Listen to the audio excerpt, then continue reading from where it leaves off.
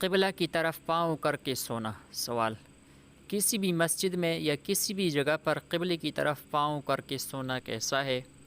جواب: مسجد میں یا کسی بھی جگہ میں قبلہ کی طرف پاؤں پھیلا کر سونا خلاف ادب ہے۔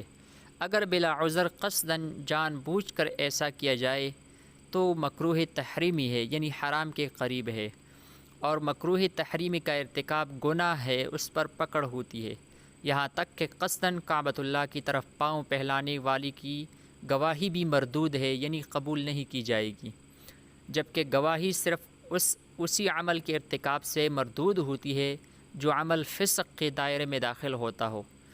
تاہم اگر قصداً یا تساہلاً، یعنی معمولی اور ہلکا سمجھتے ہوئے نہ ہو تو پھر گناہ نہیں، البتہ خلاف ادب ضرور ہے۔ یہ بھی یاد رہے کہ مسافر اور معتکف کے علاوہ افراد کے لیے مسجد میں کھانا، پینا اور سونا مکروہ ہے۔ مسافر اور معتکف کے لیے مسجد میں کھانے پینے اور سونے کی گنجائش ہے۔ اس کے علاوہ اگر جن لوگوں کو ضرورت ہے مسجد میں کھانے پینے وغیرہ کی تو وہ اعتکاف کی نیت کے ساتھ کر سکتے ہیں، مثلاً تبلیغی حضرات یا اس کے علاوہ اور لوگ۔